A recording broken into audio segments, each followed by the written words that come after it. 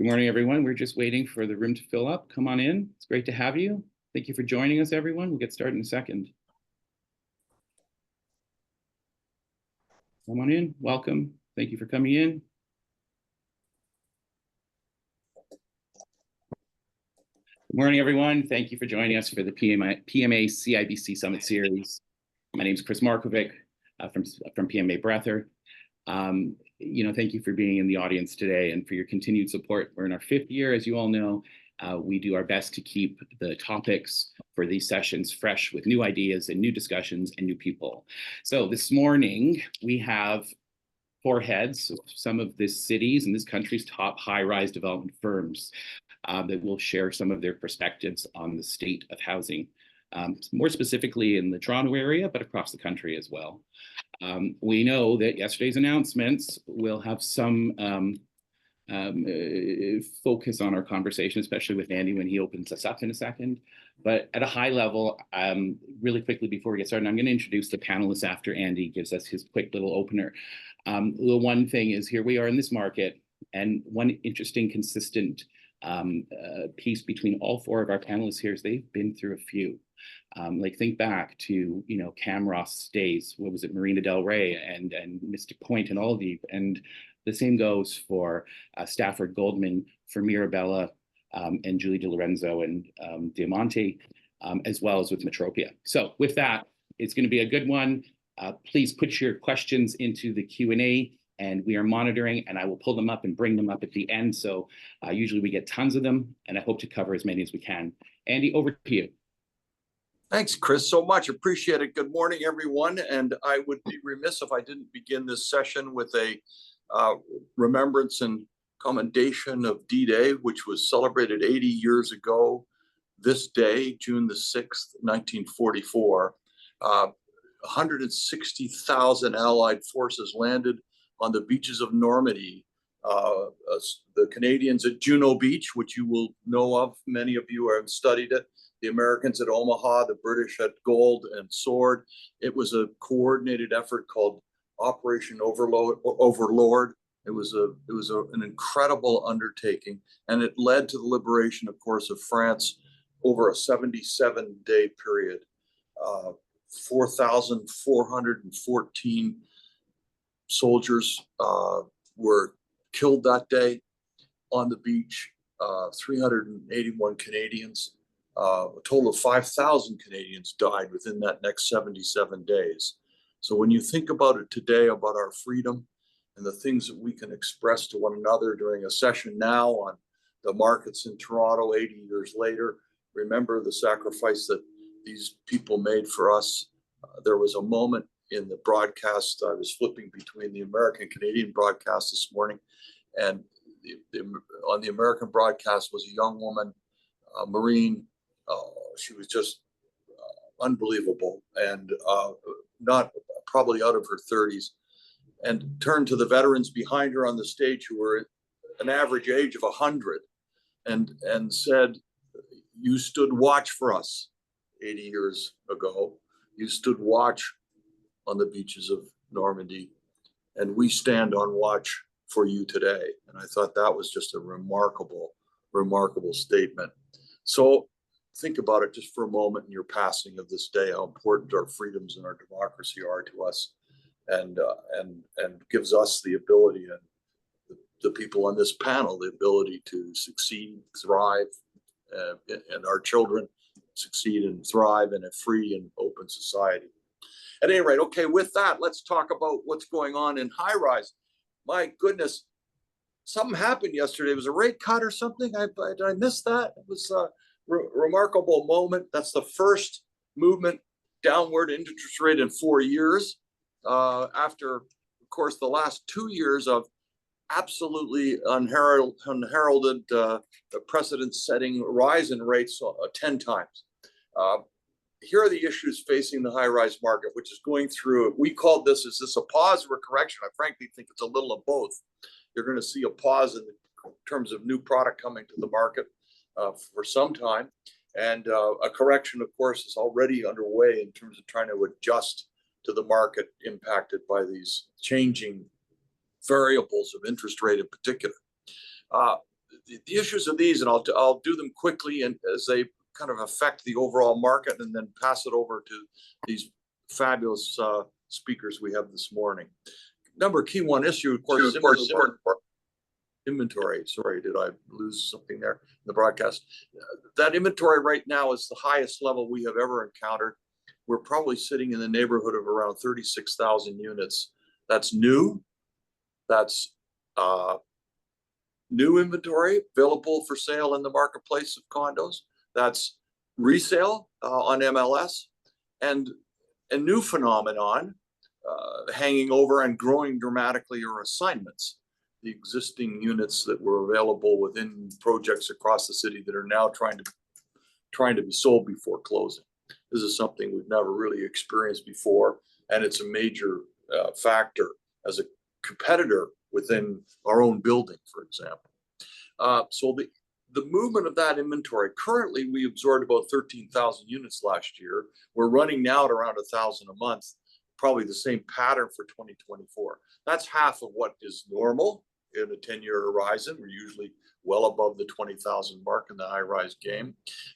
So you've got a very low absorption level and a very high inventory. It's going to take some time to clear that inventory and get it back into balance. The delta between a resale price, which has already adjusted quite dramatically, so existing resale condos have adjusted quite dramatically in the market, and new condos available, the delta of those average prices is well over 30%. That has to come closer together for this market to recover. Obviously, we're going to see a reduction in inventory over the next 2 years. We won't be adding much new. We'll be adding for only 4 new openings in the first quarter. 3 of them were in 905 and all of them under 1,100 a foot. It's going to be rare to see openings in the urban core unless it's really specially priced. So that's going to be our pattern as we go forward. And that inventory has to adjust before this market can actually correct and begin its movement forward. Now, this rate cut is important because it's not going to influence markets significantly, but it will in fact be a psychological boost. So it's maybe not so much a financial gain for the consumer because the mortgage rates won't change. That rate cut's already been built in, but it is a psychological boost. We are sheeple. We do follow each other, and we follow each other's example. So that rate cut's very, very important psychologically that says it's okay. This might be the right time to buy. The other key issues are beyond the assignment world. We did a quick analysis of this. There were 880 assignment web pages on the web, 880, representing nearly 8,000 units as we began counting. There's a lot of duplication. So that's how we came up with a 6. That's an area that has to adjust. I wonder if I might think about going back to history of the first projects, high-rise we did with Monarch, both in the waterfront and in North York. We didn't allow assignments. No assignments were allowed. Do we go back to that direction? Is that a take that we might think about going forward? The other issues in front of us are critically financial infrastructure for municipalities. We are in a position here where your tax levels on any one unit now exceed $250,000 a door. Is there a new mechanism or a different mechanism to finance municipalities' infrastructure? This is a critical problem, not just the approval process and the time it takes, an average of 11 years from the time you guys buy a site to the time you actually begin to deliver. But that's something that has to obviously happen and change. But there's also just the whole way this thing is financed, because right now, even those DCs in the city of Toronto aren't going towards new infrastructure. They're going to repair the crumbling infrastructure of 100-year-old sewer and water. Is that fair? Is that the way that should happen? It's an interesting issue that has to get resolved. The Rent Review Board, I'll throw this out quickly. This is a really fundamental structural issue. There are 60,000 appeals before the Rent Review Board at this moment in time, 60,000, most of them related to the non-payment of rent. And what that means is there's an impact here on the investor. There's an impact here on on the builder of purpose-built rental? Do we have a mechanism here to deal with this? I'll call the wayward renter. This is a very serious problem, and one that has to be really dealt with strongly by the province. The other several key issues, MQR, and I won't even mention it. I got Tiff Macklin mad at me when I brought it up a month ago, but the MQR stays with us. The stress test is something that needs to be modified or removed, and that would help demand tremendously just in the ability to approve for a mortgage a first-time buyer. Following that, a major shift in conversion to rental. I think this will be a pattern that we'll see, not only the purpose-built opportunities delivered by CMHC, but just generally a rental market that driven by high immigration. And that is the really final piece I just put on the table here, that immigration at 1 million a year is not sustainable. It's one thing to deal with the student population, which is 800,000, but that's important. I want to keep that student. I want to educate him and keep him here to become a valuable resource to us in the future. But the numbers are totally out of whack. We can't sustain this immigration levels, both in housing, rental rates, in healthcare, social services. You go down the list, it's just being exacerbated by this massive levels of immigration, the highest we've ever seen. And it's been now 2.5, nearly 3 years in a row. We topped 40 million this year in population base. And, that growth is really important for us, but it's if we can't house them, they shouldn't be allowed in, would be my commentary. So that's the basis of some of the issues we face in the high-rise world. One of the great things that we're here in Toronto is that at this moment, as I look forward to recovery in high-rise, probably in at least a 2-year rise and probably fall at 26, by then you've got Bank of Canada rate hovering around the 3% mark from its 4.75 this morning, and we have little or no new inventory brought to the market for over 2 years. It's setting itself up if the supply side isn't addressed, and we've got time. I mean, here's a bonus. We have time, but if that's not addressed, then you have another kaboom in the fall of 26 and the beginning of 27, where demand will far outpace the supply. So that's on the horizon, but we've got a little bumpy ride to get there. Chris, I'm going to stop there and turn it back to you and to our panelists. Thanks everyone for being with us this morning. Thanks, Andy. So we're going to jump into discussion, but before we do, I want to quickly introduce our panel.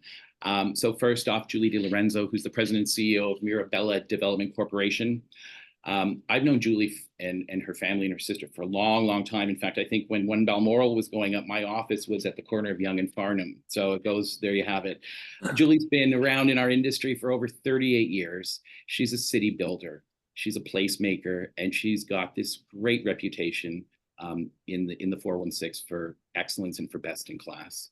The amount of opportunities that she's put herself into to become an advocate for whether it's our industry or for the community are huge. I won't list them all, but president of Build, the first female owner president of Build, awards like the Lifetime Achievement Award from Build, the ICCO Businesswoman of the Year for 21. Great to have you here, Julie. You're going to really add some amazing color and perspective to this conversation. So thank you. Samuel Frum, apologies, serves as president for Metropia. Sam's led some major transactions in multiple product types. He's overseen Metropia's expansion, I think 8-10 new projects in the last short time. He's also doubled the size of that team over there. Prior to that, he worked focusing on M&A and Canadian REITs with RBC Capital Markets. So there's some real great pedigree and some academia in behind there too. So thanks a lot, Samuel. Pleasure to have you. Jonathan, president of Stafford Homes. Stafford is a diversified private property development company that carries out land development, construction, asset management, property management, along with its sister company, Goldman. They've completed over 300 projects representing over $10 billion of development revenue. Jonathan's a member of in good standing at the Young Presidents Organization, YPO, many philanthropic adventures and endeavors, boards, just like many of the people here. You know, when we were coming on, we talked a little bit about that concept of community and congregation to make things move forward. And Julie, you and I've talked about, you know, even in the industry, I've heard you be on the stage talking about crowdsourcing for ideas and coming together as congregation, as an industry. Fun fact, Goldman, I worked on one of your sites called the Roxy back in, I don't even want to tell you when. So there you have it. It seems that every one of you guys I've touched and I've kind of been trapped alongside you guys throughout my own personal career. Joseph Feldman's the EVP and COO of Camrost Felcorp. He's worked in many roles and many functions, planning, finance, construction, marketing, and leasing and sales. Camrost having more than 6,000 and 1 million square feet of commercial in their pipeline. Some major projects that we all know about, the Master Plan 10-acre Exchange District in Mississauga, Imperial Village in Forest Hill, Upper East Village in Leaside. There you have it. What a team. Thank you very much for joining us. It's going to be a really great conversation. So as we get started, I'm going to set it up. One word or phrase that would describe your view or outlook, or maybe even the mood this morning. Let's start with Julie, then Sam, then Joseph, then Jonathan. Julie? Boy, I would say difficult, but I'm going to say meditation instead. A lot of information to contemplate in terms of strategy. Just let it settle and yeah, exactly. Give it some thought. Who did I say was going to be next? Samuel? Yeah, I think we're waking up here every day and trying to channel Andy and say, live positive, to knock you off, Andy, because you need that attitude today. Thanks, Sam. Joseph? Sam took the words out of my mouth. I was going to quote Andy, live positive. It's interesting world we're in, and it's very different than a couple of years ago. And I think we're not going to go back to the last couple of years anytime soon. So a lot to relearn. Thanks, Joseph. Finally, Jonathan. Jonathan? I'm excited with all this adversity. We've seen this cycle after cycle. We're finding opportunities. And, you know, I won't go into the details, but I'm pretty excited about what we've done over the past couple of years. Comparatively to what's happening out there. We're not licking our wounds, we're rolling our sleeves up, we're working double time. We have a lot of work to do, but we're also finding new ways to prosper. And not just through, you know, better acquisitions of our raw product, which we can talk about later, but other outlets as well. And, you know, I'm optimistic. I think Toronto's going to come back in a big way. It's going to take a few years. We got to see some political changes, and hopefully Julie will be Prime Minister by 2026, but you know, we'll see. Good idea. What a good idea. I'll jump right in, Chris, and take it away. The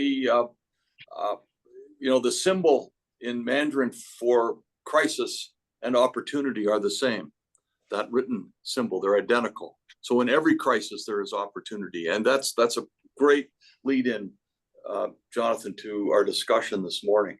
Let me start with Julie, who had a quotation. I love this quotation. It was, we're in a housing emergency, but even with the alarm blaring, we keep snoozing. Julie, how do we wake up? How do we change course here and quickly? This is not something we can continue to debate.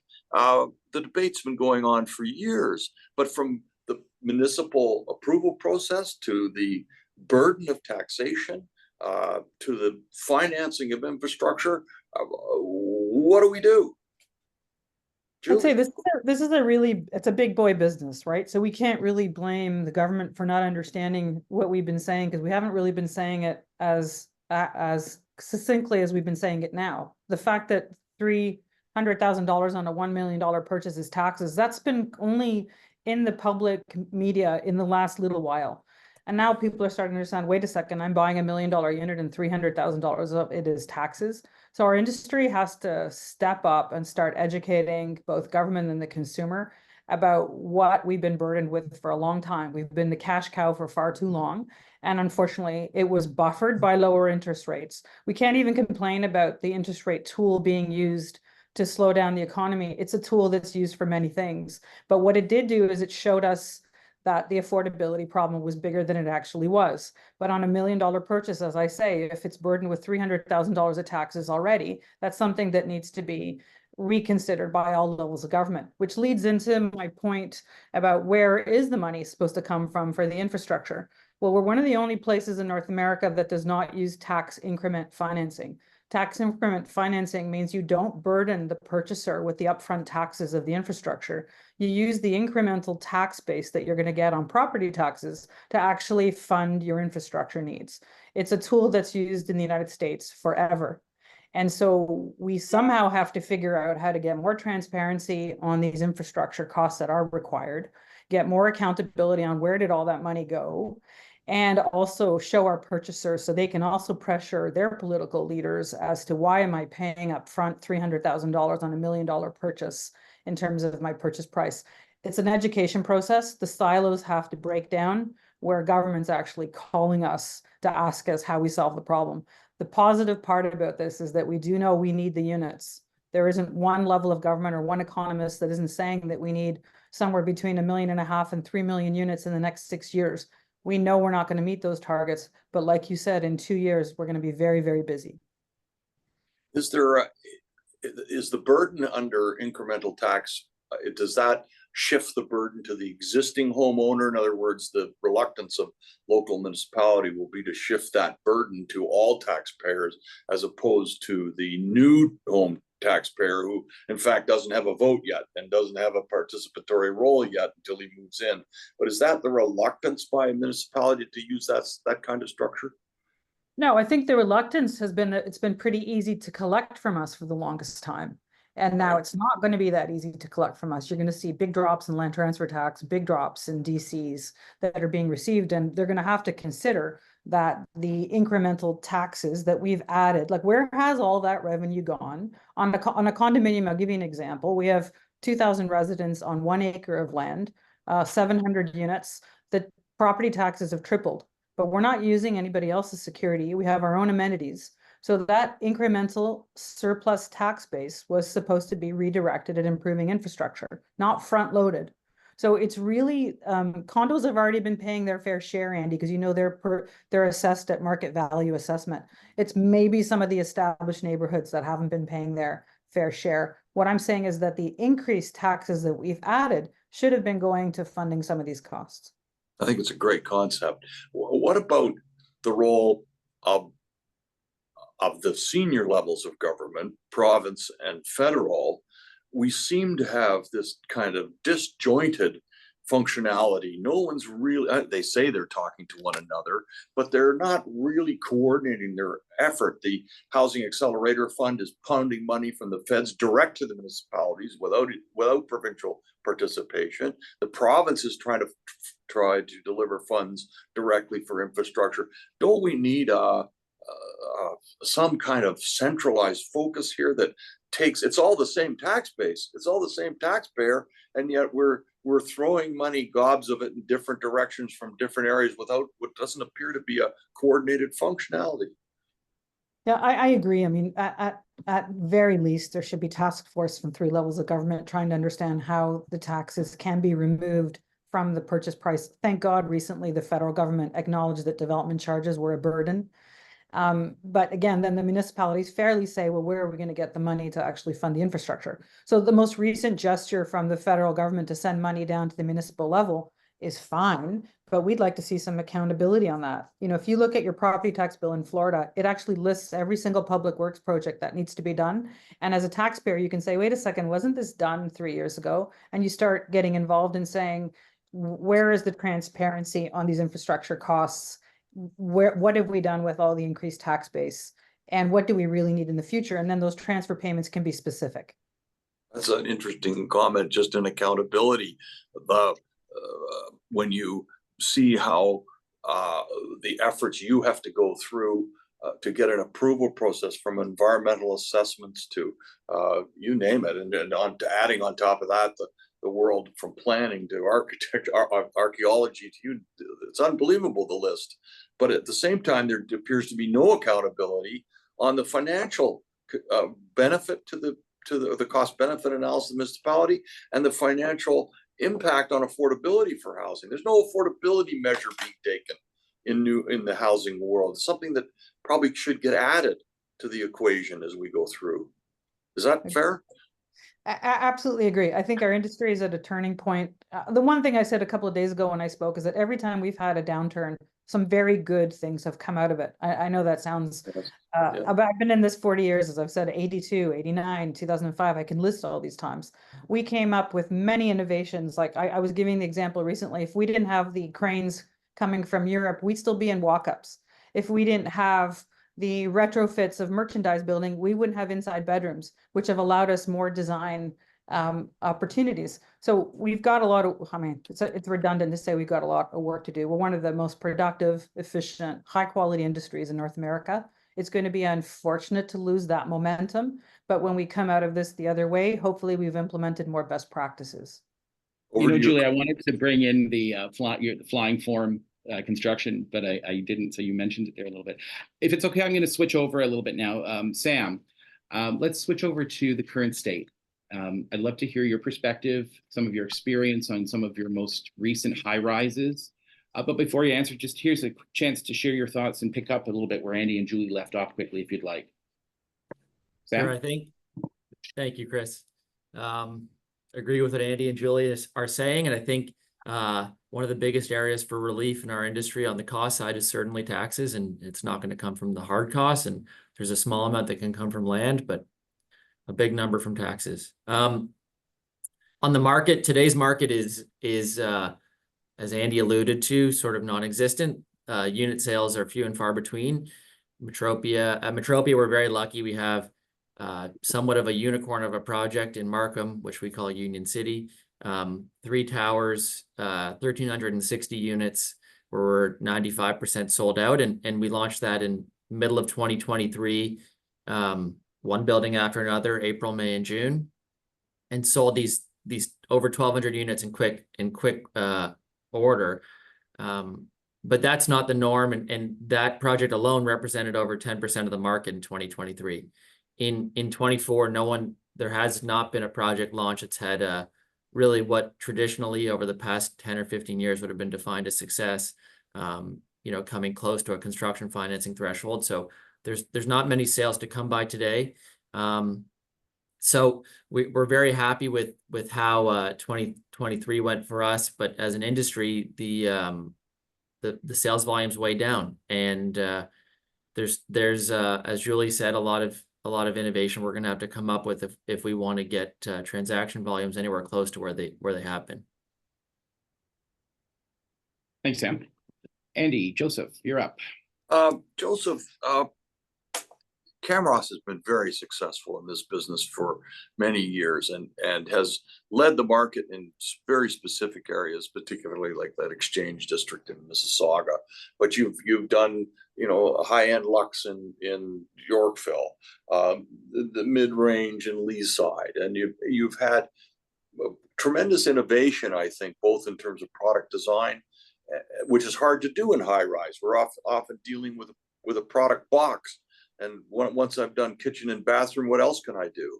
And Camrost has had leadership of that. And now more recently, in some of your financing applications that you've done, your mortgage program that's been working at St. Clair.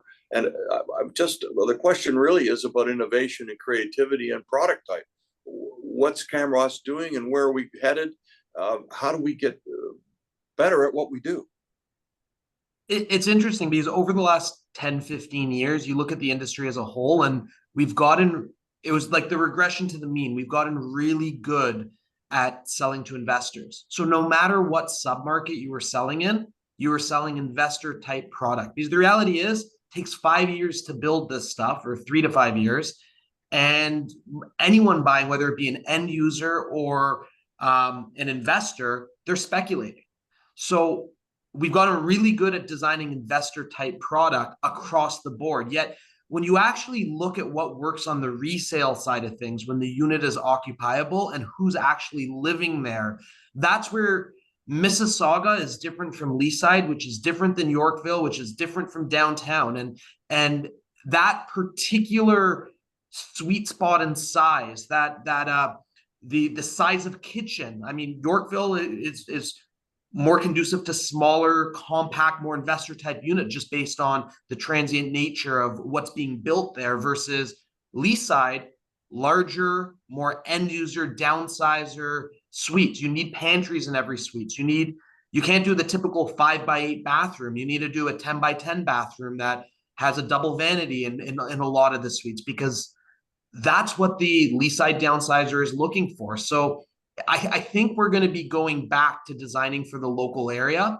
I've heard many times a lot of industry old timers say that back in the day, 90% of your purchasers came from within 1 kilometer of the development, and nowadays, who knows where your purchasers coming from, just based on we're selling to investors across the GTA. So I think we're just developers are going to have to shift into designing for the local market, and that shift is it's necessary in order to sell condos, because I don't think that consumer sentiment on the investor side is going to. I've heard some developers say, oh, it's going to take 18 months, it's going to take 24 months. I think we're 3 to 5 years away from maybe we won't even go back to what we saw 3 years ago. So Very it's interesting. actually going to change things. So that's an interesting focus and it's been talked about a lot, but it's a hard play of the smaller, more intimate infill type product on the avenues. And though there's encouragement from the City of Toronto to do the same, the NIMBYism force comes into play, and very difficult to get anything over 7 or 8 stories. Does that make any economic sense as these buildings get smaller, more expensive, and bigger in terms of suite mix? Well, I think we have the king of mid-rise on this call, Johnny Goldman. Like the number of projects they have on the go, it's impressive that he's able to balance. We historically have focused on more of a high-rise format, and I do think that you can accomplish end user buildings in a high-rise format, which it just requires a bit of creativity and having enough amenities and really listening to the local area. But with regards to mid-rise, it's I mean, you need to be a really smart guy to make the numbers work, because we can't. Thanks, John. Very, very good. Very good. And echo what Joseph said if you want me to. That you're smart. No, that it takes a sharper pencil to make the mid-rise work. And one of our latest acquisitions, we've pushed the envelope in terms of what we're achieving from a density standpoint. Whereas you would have thought it's one of our projects in the annex at 914 Bathurst. Whereas you would have thought this was going to end up as a 7-story building. We're now achieving greater height. We're going to end up building a 12-story building. We have, to your point, amazing amenities, but we really have designed the suites in the way that you're saying, to the community, to who we're selling to who the end user is going to be. We're not really focused on the co-brokers anymore in that range, but no, it's taken a lot of work, that's for sure. And the numbers are higher, but we've been doing a lot of them, to your point.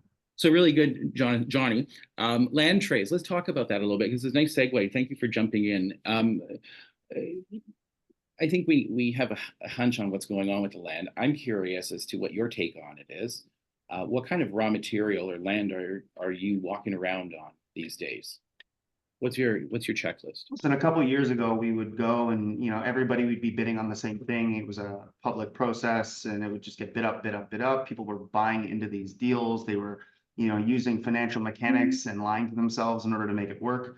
We very luckily didn't do any of that. We're in a very lucky position as a company right now, where we sold 7 sites very quickly a few years ago, and now they're all under construction. So we're building a lot, and we self-perform, and we're building a lot in this very, very good situation where the costs have gone down. And we don't have to launch anything right now. So we've gone out and we've done acquisitions over the past couple of years. We're not seeing massive swings in the cost. A lot of the people who don't need to sell right now are not selling. Capital gains is not going to help that, of course, but the people that need to sell are selling, and there's not as much money out there either. So I'm not up against that many other companies trying to buy each site. We probably have 4 or 5 offers out right now, and we're the only ones negotiating with these vendors. The past couple of years, we've done some pretty good deals. We bought, like I said, 914 Bathurst and 429 Walmer, which were retirement homes. My all-in cost per density, like per foot on Bathurst is going to be 91 bucks a foot. It's not like I paid 300, 400, 500 bucks a foot. Like there's some problematic sites out there that nobody's talking about. And there's hundreds of them coming out next year. So we're not even talking about, you know, the way that we're underwriting these deals. If you think that you're going to be selling, you know, next year, if you're one of the lucky ones that has a successful launch out of many, you know, where's the construction pricing going to go when so much volume of construction all has to happen all at once? You have to not lie to yourself. You have to make these proper assumptions. You got to be conservative in terms of the way that you're looking at your business. And that's what we've been doing for the past couple of years. We just made an incredible purchase downtown at 110 Adelaide Street East. And it's not that the pricing went so far down. It's that the site had been, you know, tied up multiple times. The vendor wanted to sell. It was a group. They were tired of all the back and forth. And we were able to get a good deal. But the difference was planning's changed. Now we're going for massive density and it's being well received. We just had our community consultation hearing last week and I couldn't believe how positive it was. I'm in shock. I've been doing this like maybe not as many years as Julie, but it's 27 years. I remember getting screamed at my entire youth by people who had never met me. And I'm doing that, like all we're trying to do is build homes, which is what we're supposed to be doing. And now all of that's being received quite well. And the local councillors are being helpful and they see what has to happen here. And yes, I mean, the costs are exorbitant. The fact that we've downloaded so much of society's costs onto this, and that's not in full view of the public right now, that was hidden for so many years. We have political issues. I know I made a half joke about saying Julie should run for prime minister, but I'm not joking. I mean, there's really nobody that is a better voice today. I mean, I go on LinkedIn and I see what Julie's posting. I'm like, that just makes sense. But the problem is a lot of what you said before in terms of where the cost might go and what kind of help we can get, I'm not optimistic that we're going to get. So what we're doing is we're creating efficiencies within our own world. We're creating, you know, reality checks within what we're doing. And we're being modest and our assumptions are modest. When we're making these new acquisitions, we're not thinking that the whole world's going to go back to where it was a few years ago, right? We have to take a clearer view on what's about to happen. So, you know, whether or not people think the land should be where it is, I mean, we're talking sites that would have sold in prime locations. Our Adelaide site has completely unobstructed views, east, west, south forever. It's a beautiful location in what, you know, in the best part of Toronto, one of the best parts of Toronto, and we're buying the density much less than what you'd think. We're not going to pay over $100 a buildable for almost anything right now, even in the best of locations. So I'm looking at some prime sites. It's all off market stuff. We have a bunch of offers out right now, and I'm optimistic that I can buy a few because certain people really do have to sell. Certain people cannot afford to carry these sites anymore.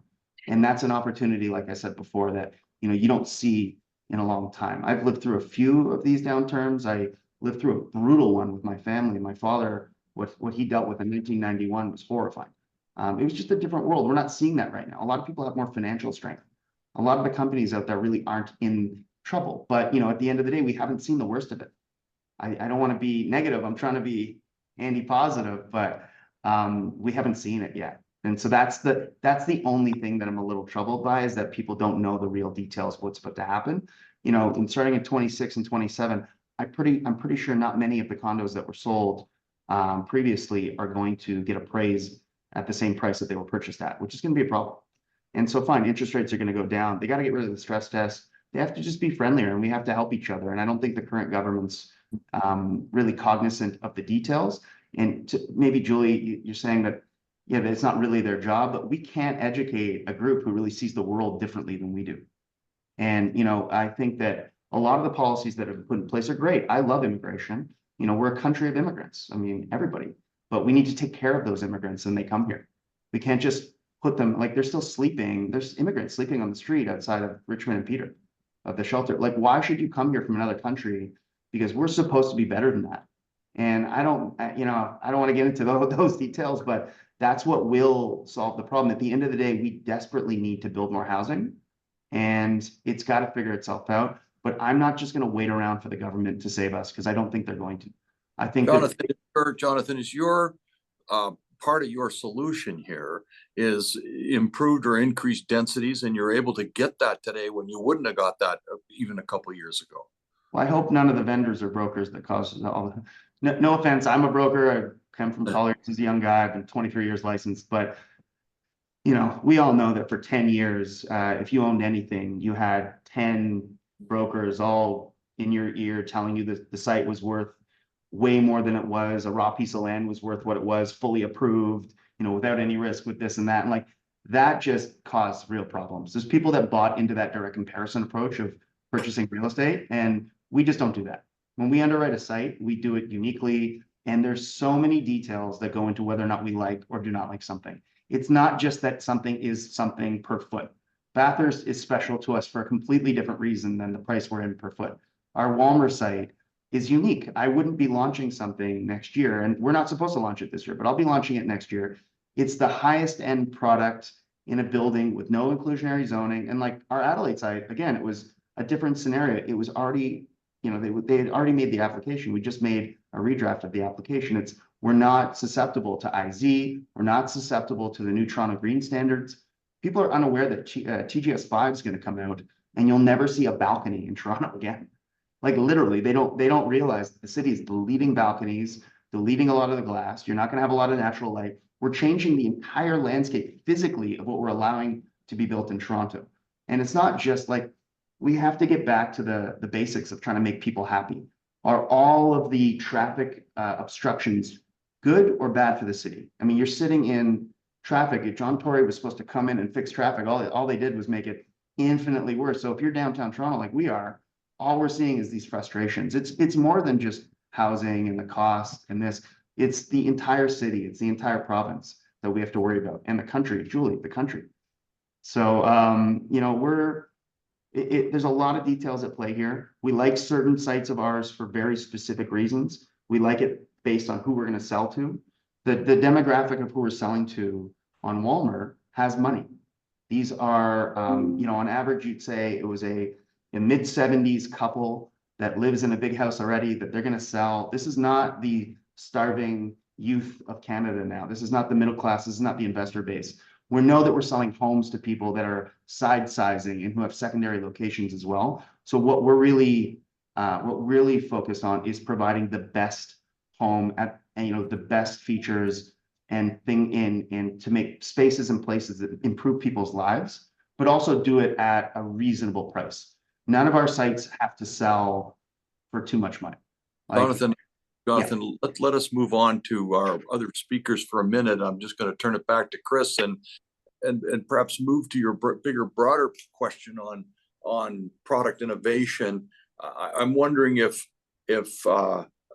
Metropia, Mirabella, and Camrost are moving into purpose-built rental in this period. Is that an area of consideration? Am I looking elsewhere outside the GTA?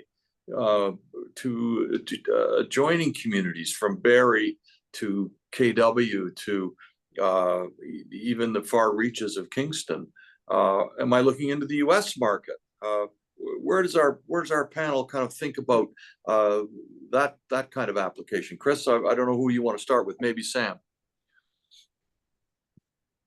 Go ahead, sure. Sam. Thank you, Andy. Chris, I think Andy, you know, the best market for us in the past 6 months has been Calgary. There you go. Calgary's been a very troubling market for us. We opened a project there in 2019, and 2019 through 22 was a very tough market, and it's been our best-selling project. We have a townhome site there, 200 townhomes, and it's been our best-selling project this year. It's been amazing. We seem to sell 5 houses a week. Week over week, no matter what happens, snow, sleet. And we really are quite happy with Calgary. So that's been an interesting change for us, I think, driven by affordability. A townhome there is about, our upper end's $599, but we start at $499. So affordable product that the market's really loved. And then I think in terms of innovation, Andy, we have an amazing net zero house in partnership with Minto at York Downs. That's sort of an innovative product that we haven't offered before. So that's an upgrade option. And there's been some uptake on that, not massive, but there's some.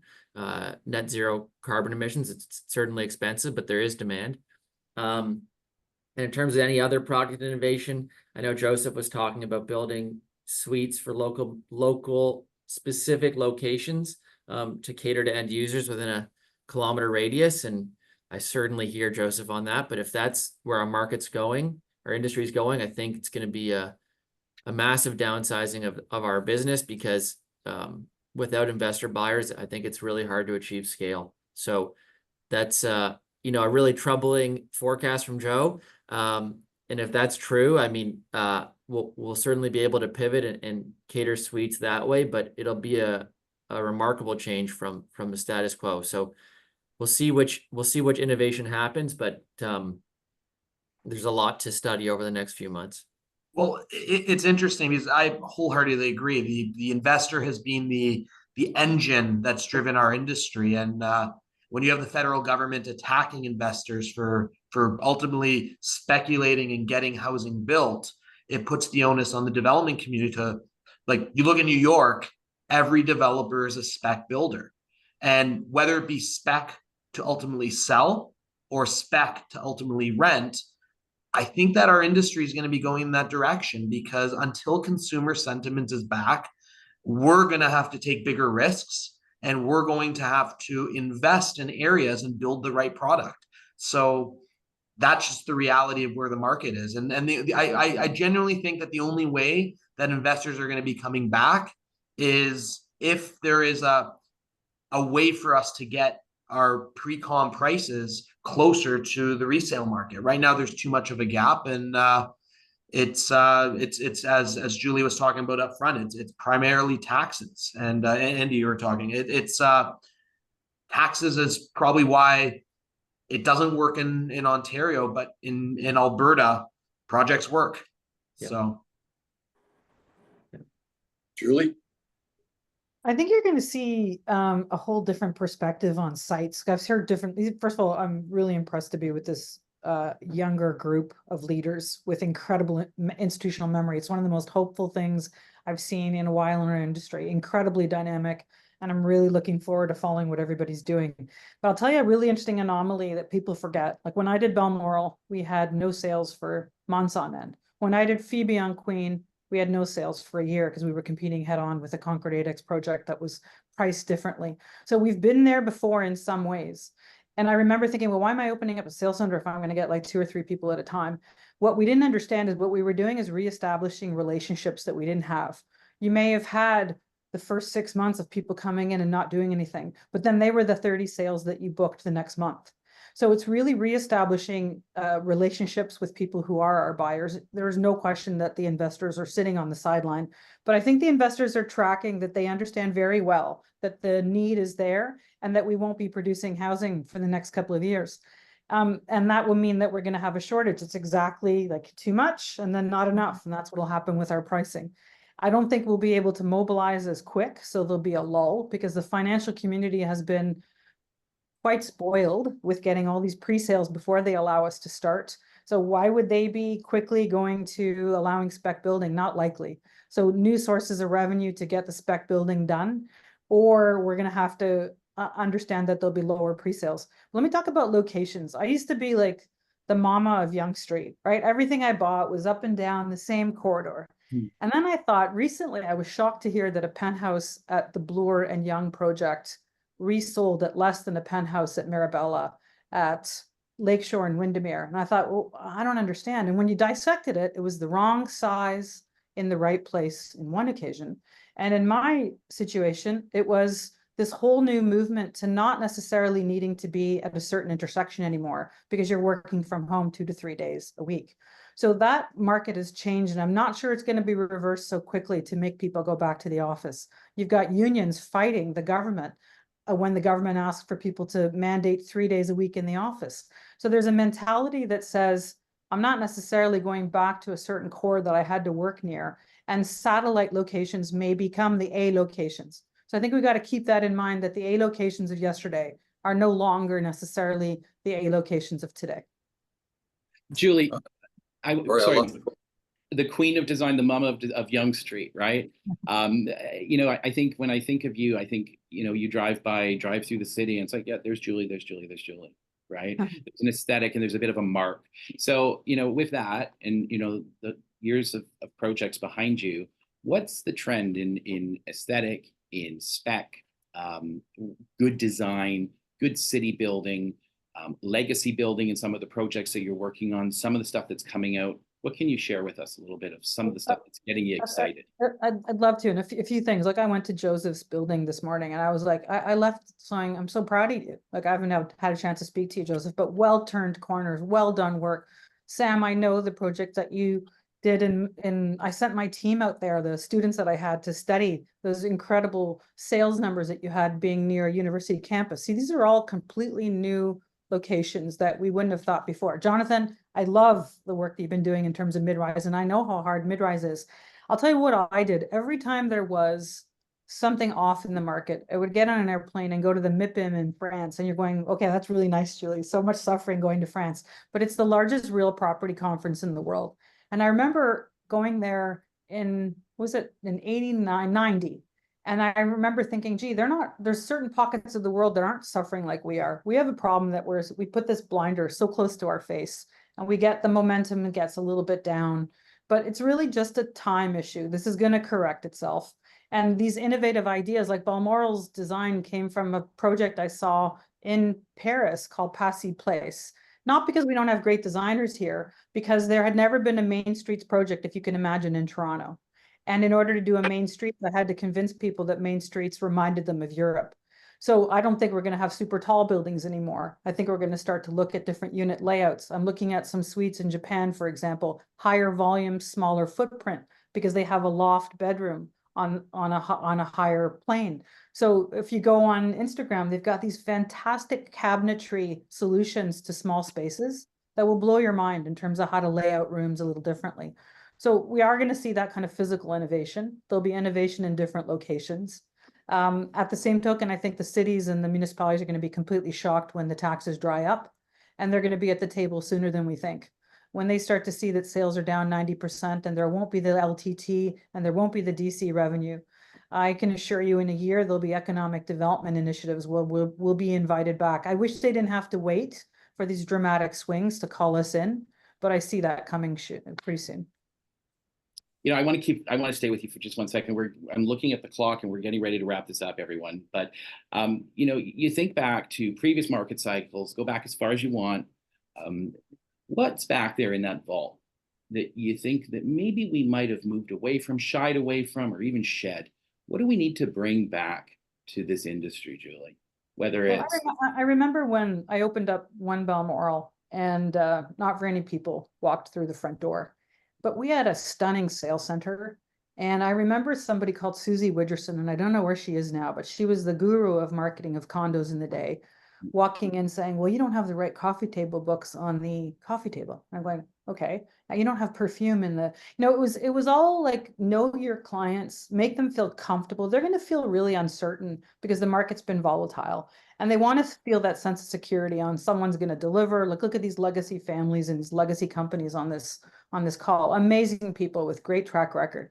What's potentially missing is that the trust is broken, not with us. Because I'll tell you, if I would have bought a unit 3 years ago and qualified, and now my project's finished and I don't qualify, I'm not that happy. I didn't do anything wrong. I put my life savings towards this purchase. And because of the change in interest rates, I didn't get to close. But what we could do is things like mortgage caps. Like we've got to think in the future of how to hold the hand of the purchaser, rebuild that trust. We had mortgage caps when I did One Balmoral. I could freeze your rate for 3 years from the day I sold you your unit.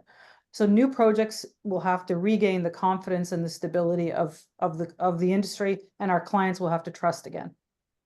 I say it all the time, you know, it's you're servicing and dealing with the customer in front of you, who's your only customer and your very best customer at that time. Mm-hmm. One at a time, consultative, kind of like Ritz-Carlton, ladies and gentlemen, servicing ladies and gentlemen.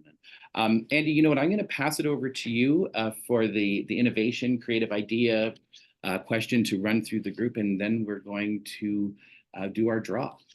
I think we've covered some of that very, very well. I love the idea of relationship building. It's an outreach within the community well in advance of your project. It's not just a registration online, but an actual active involvement in the local community during that many months ahead before you actually launch. I think there's a real nugget there of how do we talk to our community and and learn about it. And then there's also from today a look forward beyond our face. In other words, what's in front of us at this moment is not what will be there 2 years from now, and that's an everlasting exploration of new markets around the world that you can learn from by taking that quick trip somewhere, or in the joy of internet, it's almost there available to you this afternoon. But don't ever stop learning. Don't ever stop exploring. Those are really, really key areas. I thought that the energy from all our panelists, but particularly that youthful energy that we experienced today is really, really special. And being the old tired guy in the room, it's just absolutely a fabulous feeling to see the energy and creativity.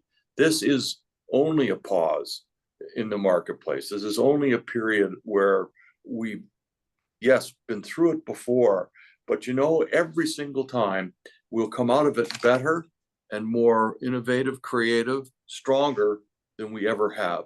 It's an absolutely brilliantly fabulous time to be solving issues and finding solutions, and in crisis there's opportunity. So I'll stop it there and turn it back to you, Chris, for our draw. And thank you to each of our panelists. Andy, you know what? You're the old guy, but you're not the tired one. In fact, you make me tired, Christ, and probably Julie and everybody else on this call. So keep it up. Chris, can I interrupt you for 1 second before you wrap up? I just wanted to say one thing, which is I want to thank Julie and Johnny in particular for wearing these beautiful pins. In particular, Julie, I have my tag here as well, and it's very meaningful to see both of you wearing them. And I know Joe, I know everyone feels the same. So I just wanted to call that out, especially Julie. Thank you so much. Thanks, Julie. Thank you for that. Thanks. So it's time for the draw. Thank you again, everyone. It really was a pleasure. It was a real fun sort of conversation, but we really came out on the other side with some, let's get on with it, and let's start doing the right thing for the home builders of this, or sort of the homeowners of this province, right? So here's my famous house box, and it's our infamous now lunch gift certificates that we send around to our lucky winners. And the first one is Jared Cavertson from Door Castle. Congratulations, Jared. And then the next one is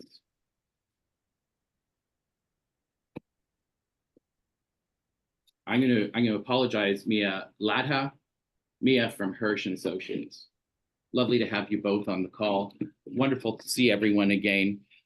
Stay tuned. As you know, it's June. If you've been part of this journey with us over the last 5 years, you know that we pause over the summer, and this is more to the people in PMA and in the back room in the control booth, I think Andy and I are going to reserve the right maybe to pop in midsummer just to see what's going on. I think that, when you look at our, the calendar of the rest of the announcements and everything else that we're dealing with, it might be timely for us just to do a quick little pop up here.